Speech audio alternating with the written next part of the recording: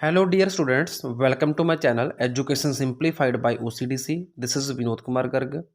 So ward attendant ਜੋ exam ਹੋਣ ਜਾ ਰਿਹਾ ਹੈ 14 ਨਵੰਬਰ 2021 ਨੂੰ ਉਸ ਦੀ ਤਿਆਰੀ ਕਰ ਰਹੇ ਵਿਦਿਆਰਥੀਆਂ ਦੇ ਲਈ ਇਹ ਵੀਡੀਓ ਹੈ।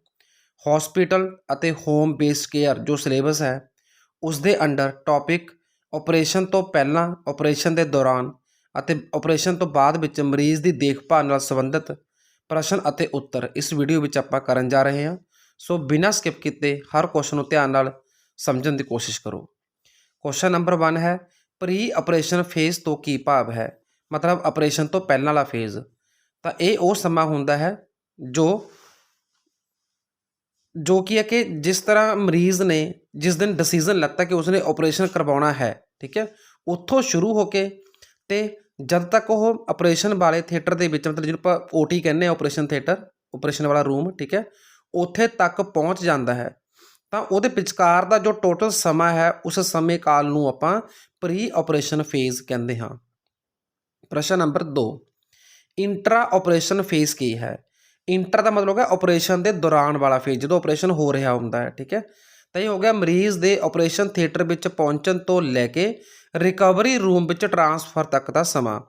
ਮਤਲਬ ਫੋਰ ਐਗਜ਼ਾਮਪਲ ਕੋਈ ਮਰੀਜ਼ ਹੈ, ਉਹਦਾ ਆਪਰੇਸ਼ਨ ਸ਼ੁਰੂ ਹੋ ਰਿਹਾ ਅੱਜ ਮੰਨ ਲਓ ਦਿਨ ਦੇ 2 ਵਜੇ, ਠੀਕ ਹੈ, ਤਾਂ 5 ਵਜੇ ਉਸਨੂੰ ਰਿਕਵਰੀ ਰੂਮ 'ਚ ਲਿਜਾਇਆ ਜਾ ਰਿਹਾ ਆਪਰੇਸ਼ਨ ਤੋਂ ਬਾਅਦ, ਮਤਲਬ ਤਾਂ 2 ਤੋਂ ਲੈ ਕੇ 5 ਦੇ ਵਿਚਕਾਰ ਜੋ ਸਮਾਂ ਹੈ 3 ਘੰਟੇ ਦਾ, ਉਹ ਸਮਾਂ ਹੋ ਗਿਆ ਇੰਟਰਾ ਆਪਰੇਸ਼ਨ, ਮਤਲਬ ਡੂਰਿੰਗ ਦਾ ਆਪਰੇਸ਼ਨ, ਜਦੋਂ ਆਪਰੇਸ਼ਨ ਹੋ ਰਿਹਾ ਹੁੰਦਾ ਹੈ।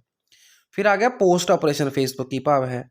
ਤਾਂ ਇਹ ਹੋ ਗਿਆ ਰਿਕਵਰੀ ਰੂਮ ਤੋਂ ਵਾਪਸ ਜਨਰਲ ਵਾਰਡ। ਰਿਕਵਰੀ ਰੂਮ ਉਹ ਹੁੰਦਾ ਜਿੱਥੇ ਆਪਰੇਸ਼ਨ ਤੋਂ ਜਸਟ ਬਾਅਦ ਮਤਲਬ ਪੇਸ਼ੈਂਟ ਦੀ ਕੇਅਰ ਕੀਤੀ ਜਾਂਦੀ ਹੈ, ਠੀਕ ਹੈ, ਕਿ ਵਾਪਸ ਜਿਵੇਂ ਐਨਾਸਥੀਜ਼ੀਆ ਨੂੰ ਸੁੰਨ ਕੀਤਾ ਹੁੰਦਾ ਉਸ ਚੀਜ਼ ਤੋਂ ਵਾਪਸ ਆ ਜਾਏ, ਠੀਕ ਹੈ, ਨੋਰਮਲ ਲਾਈਫ ਦੇ ਵਿੱਚ ਆ ਜਾਏ ਤਾਂ ਉਸਨੂੰ ਨੋਰਮਲ ਫਿਰ ਵਾਰਡ ਦੇ ਵਿੱਚ ਸ਼ਿਫਟ ਕੀਤਾ ਜਾਂਦਾ।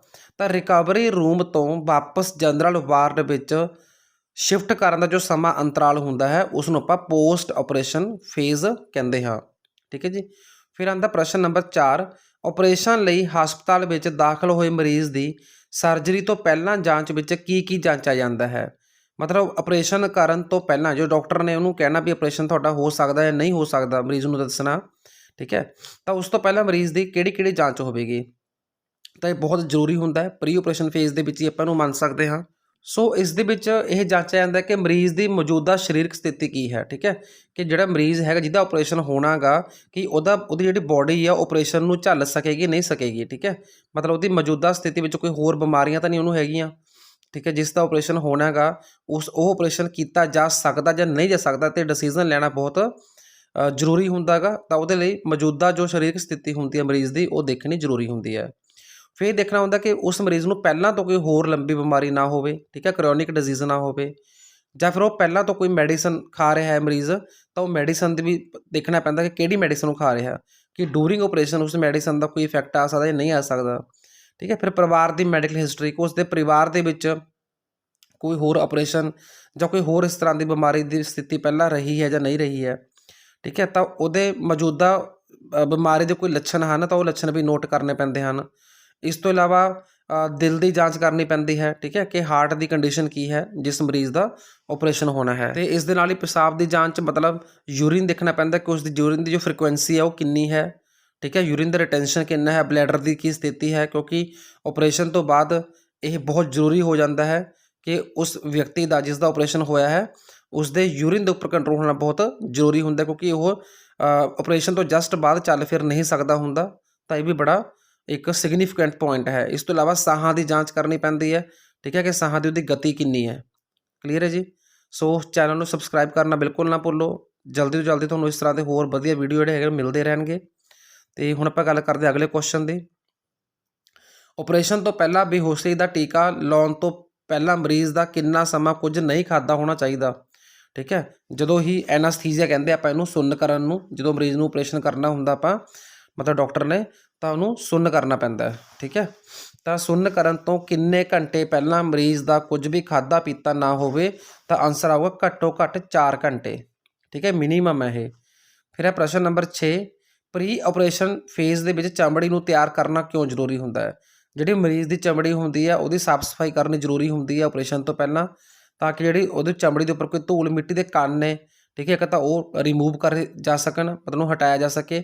ਤੇ ਇਸ ਤੋਂ ਇਲਾਵਾ ਸੰਕਰਮਣ ਯਾਨੀ ਕਿ ਇਨਫੈਕਸ਼ਨ ਨੂੰ ਰੋਕਣ ਲਈ ਜਿਹੜੇ ਮਾਈਕਰੋ ਆਰਗੇਨਿਜ਼ਮ ਵਗੈਰਾ ਸਕਿਨ ਦੇ ਉੱਪਰ ਹੁੰਦੇ ਨੇ ਉਸ ਨੂੰ ਆਪਰੇਸ਼ਨ ਵਾਲੀ ਜਗ੍ਹਾ ਦੇ ਰਾਹੀਂ ਅੰਦਰ ਜਾਣ ਤੋਂ ਰੋਕਣ ਦੇ ਲਈ ਸਕਿਨ ਦੀ ਪਹਿਲਾਂ ਪ੍ਰੈਪਰੇਸ਼ਨ ਕਰਨੀ ਜ਼ਰੂਰੀ ਹੁੰਦੀ ਹੈ।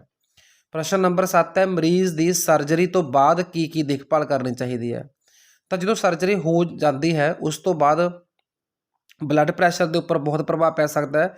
ਤਾਂ ਬਾਰ-ਬਾਰ ਬਲੱਡ ਪ੍ਰੈਸ਼ਰ ਜਿਹੜਾ ਹੈਗਾ ਮਰੀਜ਼ ਦਾ ਉਹ ਨਿਯੰਤਰਣ 'ਚ ਰੱਖਣ ਦੇ ਲਈ ਮਤਲਬ ਉਹ ਚੈੱਕ ਕਰਨਾ ਪੈਂਦਾ ਬਾਰ-ਬਾਰ, ਠੀਕ ਹੈ, ਖੂਨ ਦਾ ਦਬਾਅ ਜਿਹਨੂੰ ਆਪਾਂ ਕਹਿੰਦੇ ਹਾਂ।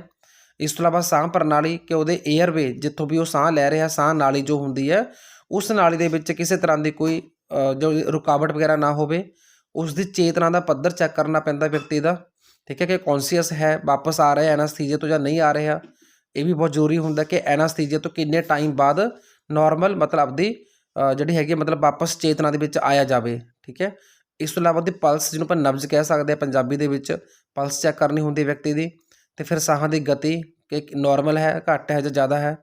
ਉਸ ਵਿਅਕਤੀ ਦਾ ਤਾਪਮਾਨ, ਠੀਕ ਹੈ, ਟੈਂਪਰੇਚਰ ਹੋ ਗਿਆ। ਉਸ ਤੋਂ ਬਾਅਦ ਉਹਦੇ ਅੰਦਰ ਫਲੂਇਡ ਦਾ ਬੈਲੈਂਸ ਜਿਹਨੂੰ ਆਪਾਂ ਤਰਲ ਸੰਤੁਲਨ ਪੰਜਾਬੀ 'ਚ ਕਹਿ ਸਕਦੇ ਹਾਂ, ਠੀਕ ਹੈ, ਕਿ ਕਿਹੜੇ ਜਿਹੜੇ ਬੋਡੀ ਫਲੂਇਡਸ ਨੇ ਉਹਨਾਂ ਦਾ ਬੈਲੈਂਸ ਹੈ ਜਾਂ ਨਹੀਂ ਹੈ।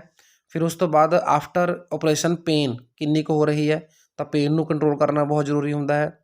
ਫਿਰ ਚਮੜੀ ਦੇ ਰੰਗ ਵਿੱਚ ਅਗਰ ਕੋਈ ਬਦਲਾਵ ਆਵੇ ਉਹ ਡਾਕਟਰ ਨੂੰ ਕਨਵੇ ਕਰਨਾ ਜ਼ਰੂਰੀ ਹੈ, ਠੀਕ ਹੈ, ਜਾਂ ਉਹਦੀ ਬੋਡੀ ਕੰਬ ਰਹੀ ਹੋਵੇ, ਕੰਪਨ ਹੋ ਰਿਹਾ ਹੋਵੇ ਕਿਸੇ ਤਰ੍ਹਾਂ ਦਾ ਆਫਟਰ ਆਪਰੇਸ਼ਨ, ਤਾਂ ਇਹ ਸਾਰੀ ਦੇਖਭਾਲ ਜੋ ਹੈ ਰਿਕਵਰੀ ਰੂਮ ਦੇ ਵਿੱਚ ਕੀਤੀ ਜਾਂਦੀ ਹੈ।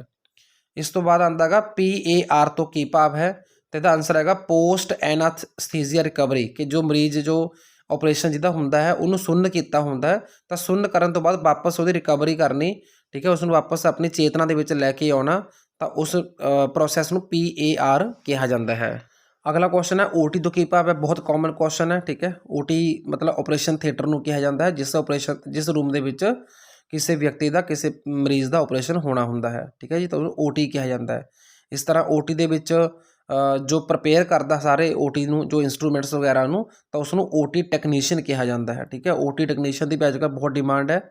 ਜੋ ਐਕਸਪਰਟ OT ਟੈਕਨੀਸ਼ੀਅਨ ਹੁੰਦੇ ਨੇ, ਠੀਕ ਹੈ, ਉਹ ਡਾਕਟਰ ਨੂੰ ਅਸਿਸਟ ਕਰਦੇ ਨੇ ਡੂਰਿੰਗ ਦਾ ਸਰਜਰੀ। ਕਲੀਅਰ ਹੈ।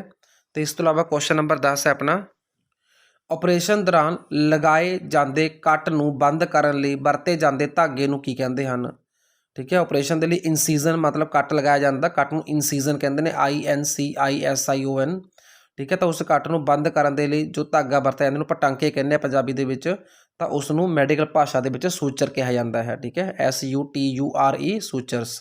ਇਹ ਜਿਹੜੇ ਸੂਚਰ ਨੇ ਇਹ ਵੀ ਦੋ ਤਰ੍ਹਾਂ ਦੇ ਹੁੰਦੇ ਨੇ, ਇੱਕ ਤਾਂ ਅੰਦਰ ਹੀ ਸੋਖੇ ਜਾਂਦੇ ਨੇ, ਉਹਨੂੰ ਕੱਟਣ ਦੀ ਲੋੜ ਨਹੀਂ ਪੈਂਦੀ, ਉਹਨੂੰ ਅਬਜ਼ੋਰਬੇਬਲ ਕਹਿੰਦੇ ਨੇ, ਠੀਕ ਹੈ, ਅਤੇ ਇੱਕ ਕਟਵਾਉਣੇ ਪੈਂਦੇ ਨੇ, ਠੀਕ ਹੈ ਜੀ। ਸੋ ਉਮੀਦ ਕਰਦਾ ਵੀਡੀਓ ਪਸੰਦ ਆਵੇਗਾ।